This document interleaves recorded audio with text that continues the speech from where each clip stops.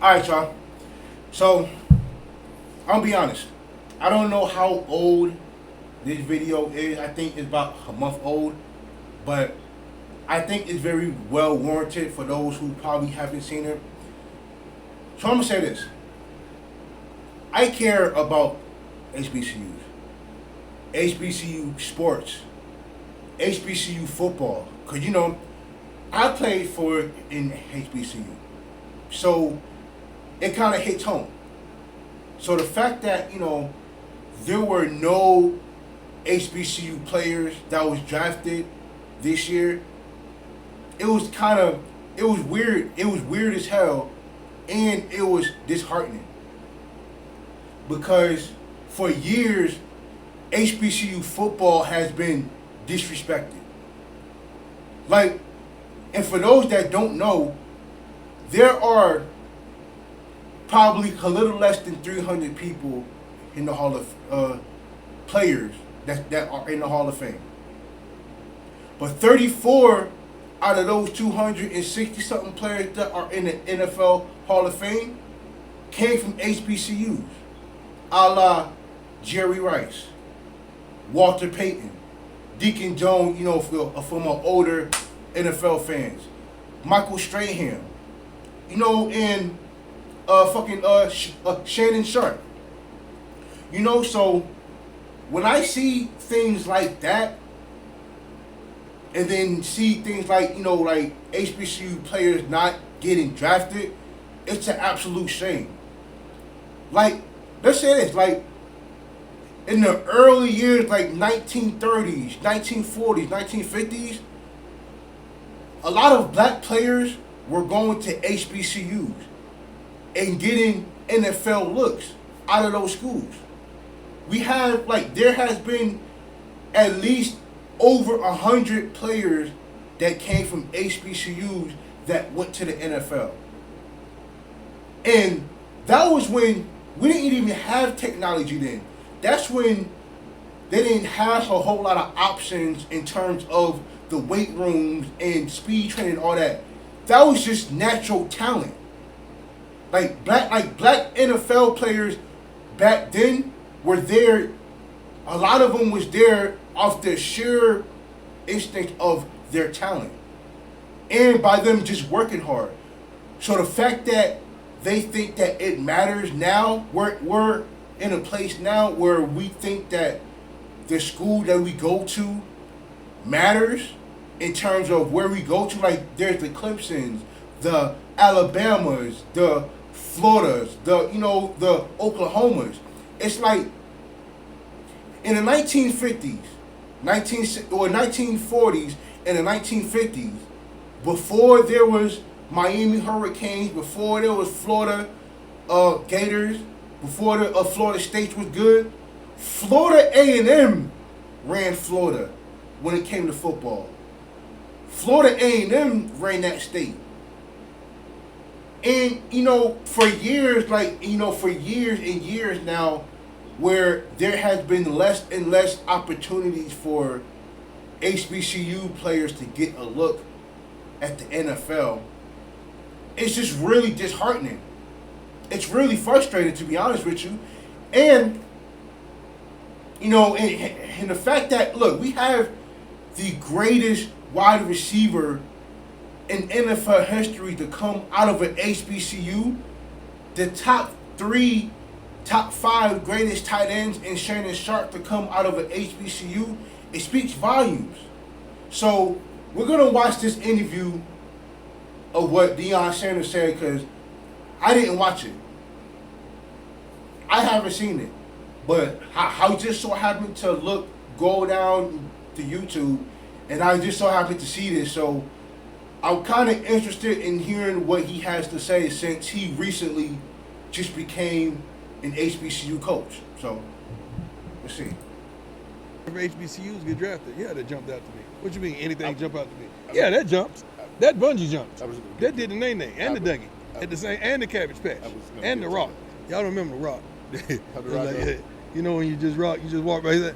When Max Jackson said, "I want to rock with you all night." Okay, I didn't know if that was the Whispers. No, that wasn't the Whispers. Get to it now. Could have been. That's Could have been good. true. But all that jumped out at me. Okay, but just, How does that happen? I think I know how it happens, and can I give an excuse?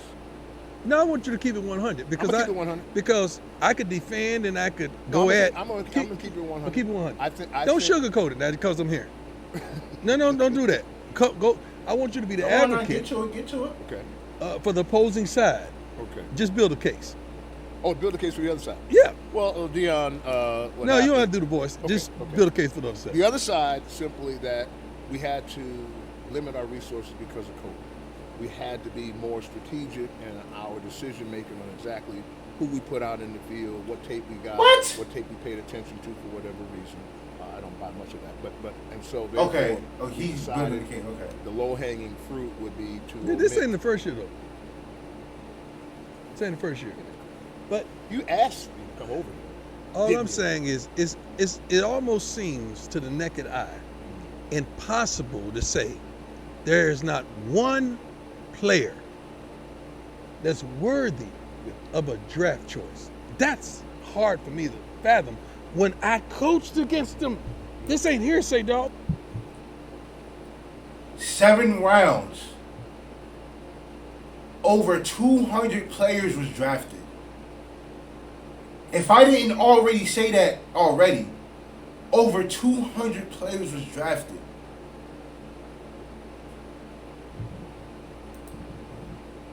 I was there. I seen corners, linemen, defensive end, offensive line. Fat little defensive tackles. Why you gotta be fat? They were a little. Why you call it? Why you gotta be fat? They had little. So, but then they gonna say that's why they ain't drafted because they was built wrong. Yeah, you said it was built wrong because you can play. You said I saw the dudes making tackles. You said fat defense. They was fat. Yeah, most pork chop. They're fat. Well, defensive tackles are fat. I saw some young men move around, great that can really play the game at that level, and I know that level. Right. So this cannot happen again. What do they need to do? You know what they need to do? What do they need to do? I thought a couple years back, pre-COVID, to have a HBCU camp. Combine. True. Yes. I don't want that no more. Right. Okay. Right. I want us to be a part of the combine. Right. I don't want no separate combine, like a black folk combine. I don't want that. Deion, that right. I thought that same thing too. Like, how you gonna separate a whole Division I, Division II, Division III combine where everybody is in the same combine, and then you make it separate for HBCUs? You make it, yeah, man. What? I want a combine. You're only going to invite 54 of us, okay? Of us meaning HBCU players and participants, okay? Take that same energy and spirit and involve that 54 in your combine. As only 6 per position? Right. It's only 6 more kids per position. What does that equate to? 30 seconds that you're going to watch more? That's it. So involve us in the regular combine so we can get the real eyes. That's all I want. That's the quality that I'm shooting for. So again, why do you think it happened? Just do you have a suspicion as to? Well, it's not enough. It makes no sense. Well, first of all, it's not enough exposure. But they're still on tape. It's not enough exposure. It's not enough resources allocated to HBCUs, whereas this scout is mandated to go find this. Because in the defense of the NFL, now they will go find one. Now, if you got it, they'll find you. But you got to, without a shadow of a doubt, have it.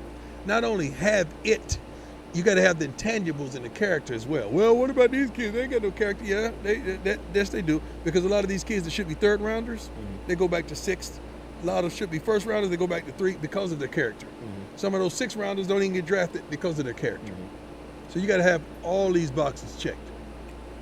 So if you,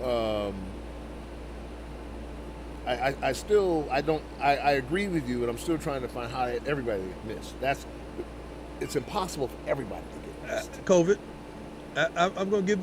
I'm not giving them an excuse, but that's going to be the excuse. COVID, and we couldn't get out and scout like we normally do. I think it's some guys normal, that's a bad word, at Power Fives as well probably didn't get what they had coming due to the fact that you couldn't get out and right. Yeah. So everybody had to suffer. So the people, the least of these, if you would, it's kind of like healthcare. I think a lot of people got complacent. It's really kind of like healthcare. In the hood, there's very little chance. In our communities, we've seen it happen even still to this day with some of the things that are going on. Healthcare, if the rest of the country is not getting healthcare, then it's a complete drought. There you go. I got a question too that I posed today at the press conference because somebody brought this situation up. I want you to think hard on this, but you're not going to have to think long. If you do a poll with all the first picks in the NFL this season, how many of you think got recruited by HBCU? My honest answer? I would say none of them. Well, I'm just saying. I mean, I would say none of them. None. Why? Because they don't feel what? They can get them. There you go. Right. See, I used an analogy in the press conference today. In the press conference, I say, if you see a dime over there, you ain't gonna shoot your shot because you don't feel like you get it. That's just what it is. I mean, I think that's a pretty known fact that a lot of these 4-star and 5-star recruits don't get letters from HBCUs because they feel like they're gonna get rejected anyway. They don't feel like they're going to get them. They feel like they're going to look over them. So they don't really go for the 4-star and 5-star recruits. Need I remind y'all, there are 20 Division I HBCUs. There's 20 of them. So there should be no excuse as to these HBCUs can't compete with the Power 5.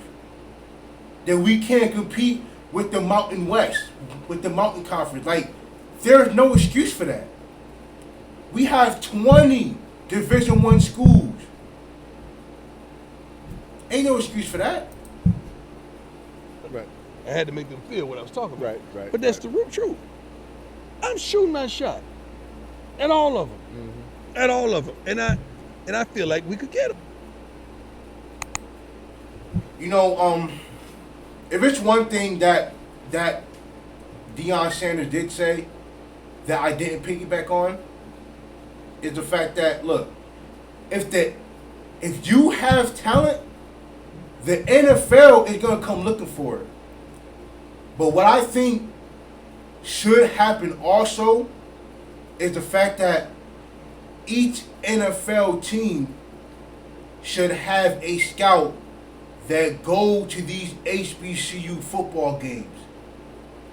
The same way all these scouts go to Alabama, they go to Clemson, they go to Florida, they go to all these other big time schools, the same way that those scouts, those NFL scouts, go to those games, there should be a scout at HBCU games as well.